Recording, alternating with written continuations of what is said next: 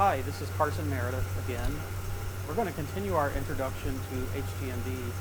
This time we're going to overview the early history of HTMD. In particular, the outcome that I want to focus on is covering the history from about the 1920s to the year 2000. So the first example I'd like to bring for you comes in the early part of the 20th century, and it involves ammonia synthesis, in particular optimizing the catalyst for ammonia synthesis. So in 1909, a researcher in Germany named Haber discovered a way to convert nitrogen to ammonia. Now this was recognized as a very important industrial product, but there was not a good way to make ammonia in large quantities at that time. Ammonia is very valuable as an additive for fertilizer, for example.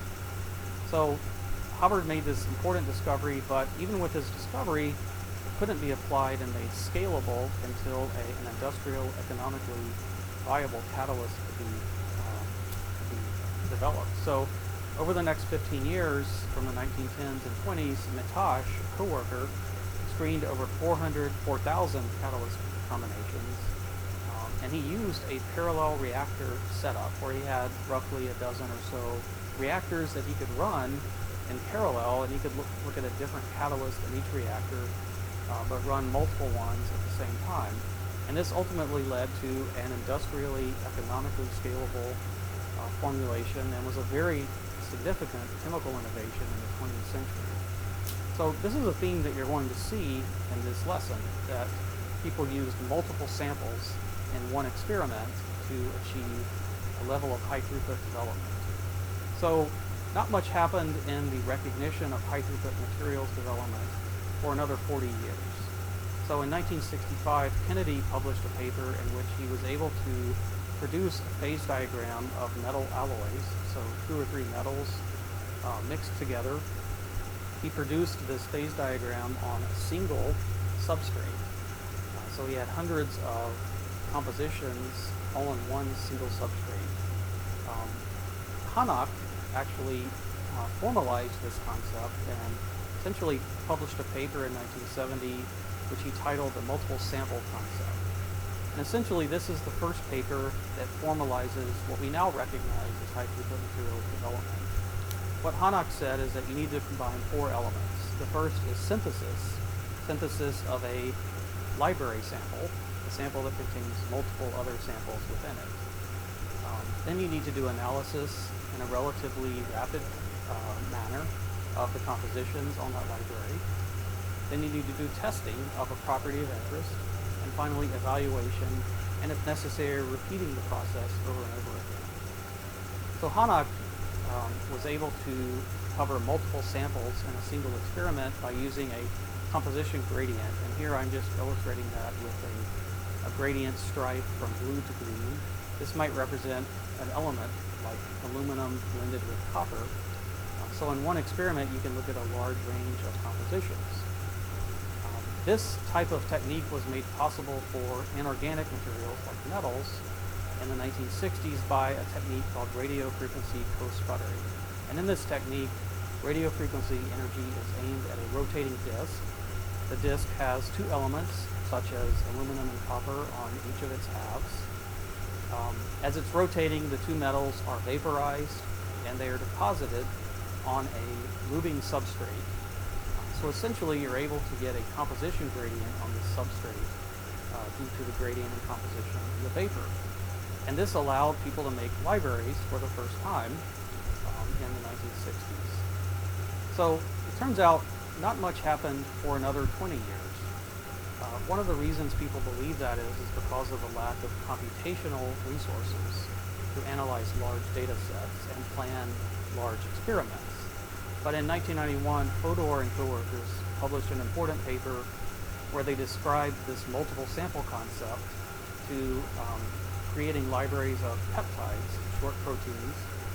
The libraries they created were very small, a few inches wide, but they contained over 1,000 individually addressable spots.